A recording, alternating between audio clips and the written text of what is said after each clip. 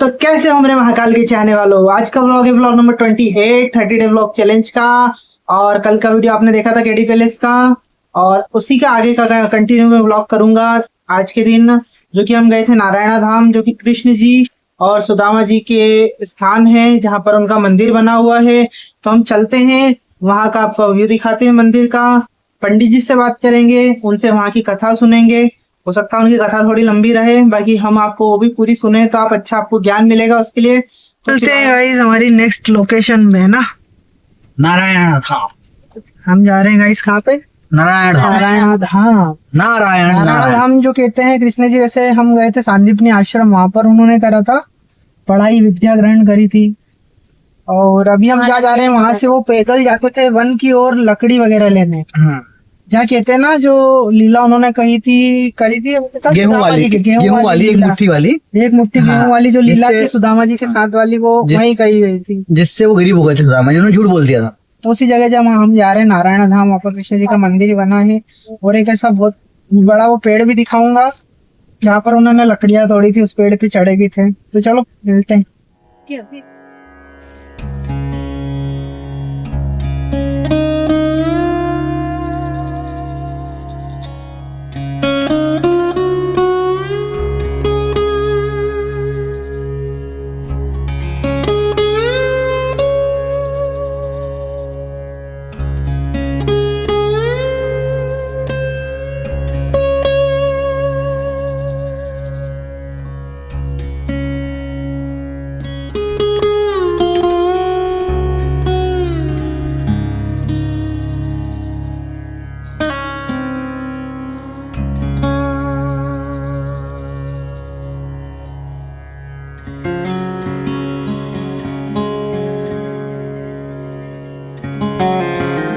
हम आ चुके हैं नारायणा धाम। ये हमारा अचानक ही प्लान बना था, यही तो बंसी वाले की कृपा है, टेढ़ी कमली वाले की। तो हम आ गए हैं, पार्किंग करते हैं गाड़ी। अचानक ही प्लान हुआ यहाँ पर आने का। ये क्या कहना चाहोगे यादव साहब? जय श्री कृष्ण। जैसे लड्डू गोपाल की इच्छा है, मुरली वाले की इच्छा है। तो हम आ गए हैं नारायणा धाम। ये देखो, ये रहा मंदिर। फिलहाल चलते हैं अंदर। खत्म।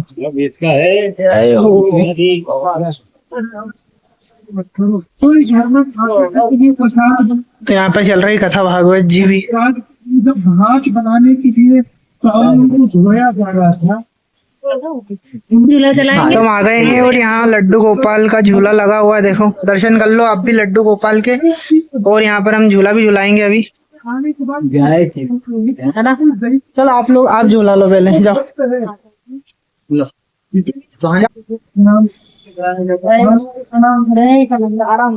मूर्ति आप देखो, हमारे यादव साहब। ये रहा, इस पेड़ की बात कर रहा था मैं। इस पेड़ की लकड़ी तोड़ने आते थे श्री कृष्ण जी। यहाँ पर पहले जंगल हुआ करता था, अब यहाँ पर भव्य मंदिर बन चुका है। यहाँ पे लड्डू गोपाल का झूला ही बना दिया है। पहले हम आए थे जब नहीं था, लेकिन आज हमारी किस्मत अच्छी थी। तो देखो, आप भी इस पेड़ के दर्शन कर लो। बहुत ही पुराना वृक्ष है ये। इस वृक्ष की लकड़ियां लोग घर पर भी ले जाते अपने।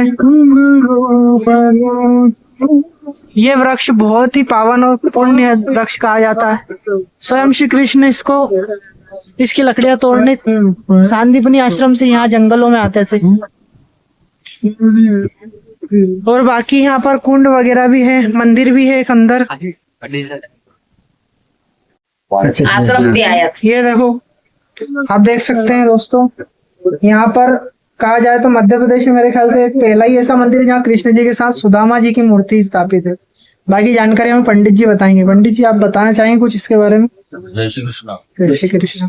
भगवान श्री कृष्ण एवं सुदामा जी का मंदिर है और विश्व में एकमात्र यह मंदिर है। इसको हम मैत्री स्थली कहते हैं। मित्रता का प्रतीक मंदिर है। भगवान श्री कृष्ण एवं सुदामा जी द्वापर के अंत में शिक्षा ग्रहण करने आते हैं सांदीपनी आश्रम उज्जैन में। और उस गुरुकुल का ऐसा नियम रहता है कि रोजाना 2-2 बालक जंगल में समीधा लेने जाया करते हैं। समीधा यानी लकड़ियां। क्योंकि पहले ईंधन के लिए लकड़ियों की जरूरत पड़ती थी।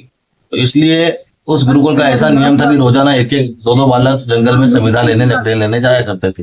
लेकिन गुरुजी को यह पता था कि मेरे यहाँ जो शिक्षा ग्रहण करने आए हैं यह स्वयं भगवान नारायण के अवतार है, लेकिन इसका पता गुरु माता को नहीं था।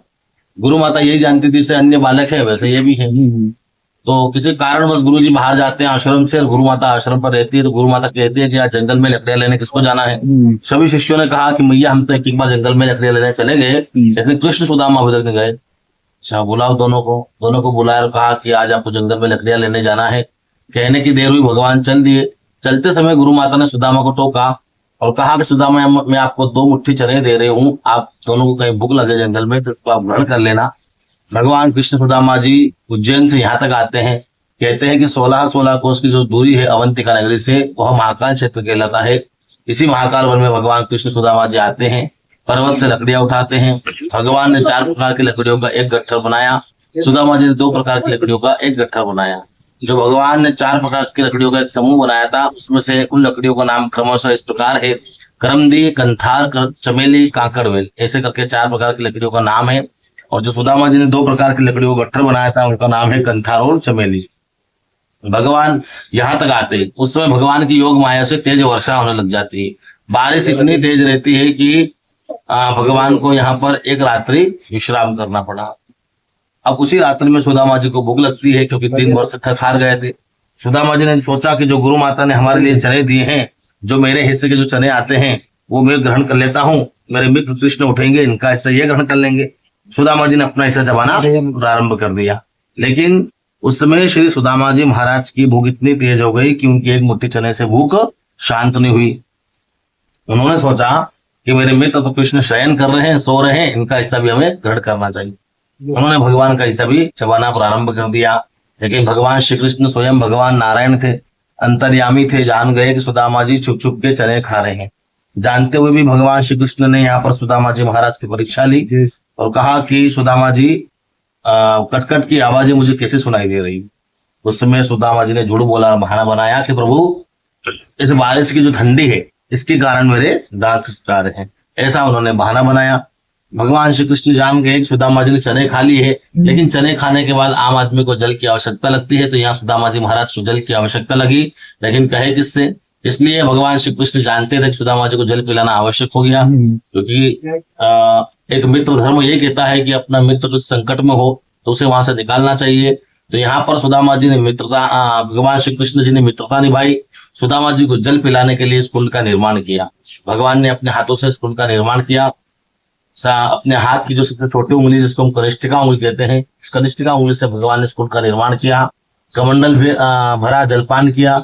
अब जलपान करने के पश्चात भगवान कृष्ण ने कहा, सुदामा जी जो गुरु माता ने हमारे लिए चने दिए थे वो निकाल लीजिए, वही ग्रहण करेंगे, उसके बाद चलेंगे आश्रम पर। अब सुदामा जी के पास हो ही तो देने तो कहाँ से दे, पहले तो उन्होंने बहाना बना लिया। आखिरकार सुदामा जी महाराज को सत्य कहना रहा कि प्रभु ने ग्रहण कर लिया कि मेरा हिस्सा कि आपका हिस्सा भी। भगवान कृष्ण ने कहा, सुदामा जी आपने 2 गलती करी है। पहली गलती है कि आपने मेरे हिस्से के चने खाए और दूसरी गलती है कि आप मेरे से झूठ बोले। और सुदामा जी हमारे शास्त्रों में से कहा गया है, गुरु से कपट मित्र से चोरी, या हो निर्धन या हो कोड़ी। हमें कभी भी गुरु से कपट नहीं करना, मित्र से कभी चोरी नहीं करना, किसी का हक नहीं खाना। या तो हमको दरिद्रता मिलेगी या फिर हमें कोड़ी का रूप लेना पड़ता है। अब जो चने खाए तो सुदामा जी ने चने क्यों खाए थे, क्या सुदामा जी ने भगवान कृष्ण के हिस्से के चने क्यों खाए, ये भी बात आती है। क्या सुदामा जी चने के भूखे थे, या भगवान श्री कृष्ण चने के भूखे थे? भगवान तो भाव के भूखे, ना कि चने के भूखे। जो चने खाए थे वो चने श्रापित चने थे, और ऐसा श्राप दिया हुआ था उस चने में कि जो भी इस चने को खाएगा वो दरिद्र बनेगा। अब इस बात को कौन जानते थे? सुदामा जी महाराज जानते थे। दुर्वासा ऋषि ने श्राप दिया हुआ था, और श्राप देने के बाद सुदामा जी महाराज इस बात को जान गए कि ये चने श्रापित चने हैं और मेरे मित्र भगवान स्वयं श्री कृष्ण नारायण हैं। अगर इस चने को ग्रहण कर लेंगे तो इस तीनों लोग का क्या होगा। तो यहाँ पर सुदामा जी ने मित्रता निभाई। कैसी मित्रता निभाई? वो सारे के सारे चने का भार सुदामा जी ने स्वयं अपने ऊपर ले लिया, अपने मित्र कृष्ण को नहीं खाने दिया। स्वयं सुदामा जी चने खा चुके थे अकेले, जिसके कारण आपने सुदामा जी महाराज की कथा सुनी होगी। सुदामा कितने निर्धन बने थे, वो स्वयं भूखे रहते हैं, उनकी पत्नी, उनके बालक, पूरा परिवार भूखा रहता है। अंत में इस गरीबी से परास्त होने के बाद उनकी धर्म पत्नी सुशीला के कहने पर तो 3 मुट्ठी चावल लेकर द्वारका में जाते हैं। जो सुदामा जी महाराज का जो ऋण रहता है वो द्वारका में जाकर दूर होता है। भगवान एक मुट्ठी चावल खाने पर उनको एक लोक का राज दे देते हैं, दूसरी मुट्ठी में रुक्मणी मैया हाथ पकड़ लेती है। जो सुदामा जी महाराज की जो दरिद्रता वाली जो कथा आती है वो इसी स्थान से जुड़ी है, जो कि द्वारका में जाकर दूर होती है। भगवान शांतिपनी गुरु जी उनको ढूंढते हुए यहाँ तक आए थे। जब भगवान श्री कृष्ण सुदामा जी उनको नहीं मिले तो उन्होंने भगवान को यहाँ पुकारा कि हे नारायण कहाँ है। ऐसे नारायण नारायण का नाम जब किया था शांतिपनी गुरु जी और शिष्यों ने, तो इस गांव का नाम नारायण धाम पड़ा। भगवान कृष्ण सुदामा उनको यहाँ दिखाई दिए, ये लकड़ियां यहीं पर रखी और जो दूसरे शिष्य आए थे उनसे दूसरी लकड़ियां कटवाकर अपने आश्रम की ओर ले चले। और जब से ये लकड़ी यहाँ पर ऐसे ही जड़ चैतन्य है, भगवान श्री कृष्ण की ये वाली, सुदामा जी की वो वाली है और 12 मास ऐसी हरी भरी रहती है। इस मंदिर पर प्रत्येक पूर्णिमा को भगवान के शिखर पर ध्वजारोहण होता है। भगवान का जो पुराना जो ध्वज है निकालते हैं और नया ध्वज लगाते हैं। जो भी ध्वज के लाभार्थी रहते हैं वो प्रातःकाल 5 बजे यहाँ भगवान का अभिषेक करने के लिए आ जाते हैं। भगवान का 6 से 6:30 7 बजे तक श्रृंगार होता है। 7:30 बजे भगवान की महाआरती होती है और जो ध्वज चढ़ाने वाले जो ध्वज के लाभार्थी रहते हैं पूरे गांव में नगर भ्रमण होता है, बेन बाजों के साथ निकलता है। उसके बाद हर दिन का एक मुहूर्त होता है, अभिजीत मुहूर्त। उस अभिजीत मुहूर्त में भगवान के शिखर पर शुभ मुहूर्त में ध्वजारोहण होता है। यहाँ पर चने एवं चावल का विशेष महाभोग लगाया जाता है, क्योंकि चने सुदामा जी ने यहाँ खाए और चावल ठाकुर जी ने द्वारका में खाए। तो चने एवं चावल मिलाते हुए गाय के दूध से बना हुआ मिष्ठान मिश्रित करते हुए पंचमेवा मिलाते हुए भगवान को महाभोग लगाया जाता है। उसके बाद में भगवान की महाआरती होती है और उसके बाद भंडारा वितरण होता है। प्रत्येक पूर्णिमा को भगवान के शिखर पर ध्वजारोहण होता है और यहाँ पर भंडारा वितरण होता है। इस मंदिर का निर्माण राजा भोज ने करवाया और जो कि परमार वंशों में आते हैं, 9वीं शताब्दी के अंतर्गत आते हैं। उसके बाद में इसका जीर्णोद्धार देवी अहिल्या माता ने करवाया। यहाँ पर जो मुगल शासक थे मोहम्मद गौरी आदि, वो सभी यहाँ पर आए थे। उन्होंने इस मंदिर के अंदर जो प्रतिमाएं हैं वो खंडित करी और खंडित करने पर जब भगवान कृष्ण को, ठाकुर जी को खंडित करने के लिए चढ़ा, भगवान ने उसको ऐसा दंड दिया कि उसके शरीर में सूजन आने लग गया। इतना सूजन आया कि उसके कपड़े फटने लग गए, ना तो वो ऊपर चढ़े ना नीचे पड़े, है ना। इतना सूजन, एक ही जगह खड़े रहा, ना पीछे जा पाए ना आगे जा पाए। तो भगवान ने उसको ऐसा दंड दिया। आखिर में उसने भगवान से क्षमा याचना करी थी और भगवान उसको क्षमा किया था। इस प्रकार का यहाँ का पूरा इतिहास आपको सुनाया। जी, जय श्री कृष्ण। तो जैसा कि हमें पंडित जी ने बताया इस मंदिर के बारे में, विख्यात, हम पहले भी यहाँ आ चुका हूँ, लेकिन आज जो हमें इस मंदिर के बारे में जानकारी मिली है बहुत भव्य है। ये ध्वजा जिसके बारे में पंडित जी ने बताया है हमें, ये है श्री कृष्ण मौली। मतलब ये कहना चाहते हैं कि ये जो है इसमें से श्री कृष्ण जी लकड़ी तोड़ते हैं, उसमें वो सुदामा जी की लकड़ी थी जो हमने पहले बताई थी आपको।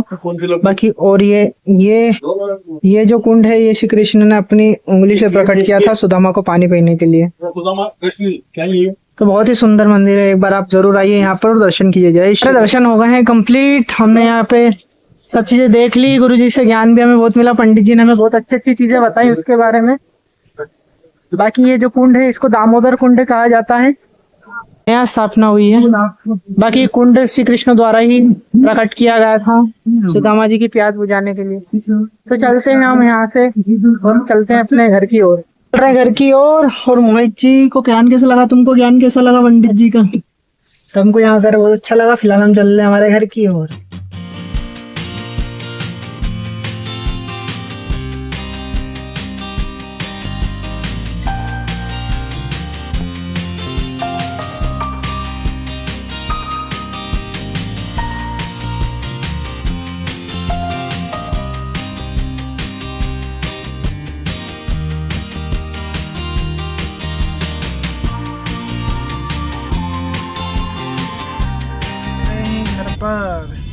कैसा रहा सफर? बहुत अच्छा, मस्त। ये वीडियो हम यही एंड करते हैं। अगर वीडियो पसंद आए तो लाइक ज़रूर करिएगा, चैनल को सब्सक्राइब करिएगा और हम ऐसे ही वीडियो आपको दिखाते रहेंगे। फिलहाल हम करते हैं इस व्लॉग को एंड। मिलते हैं आपसे कल, बाय।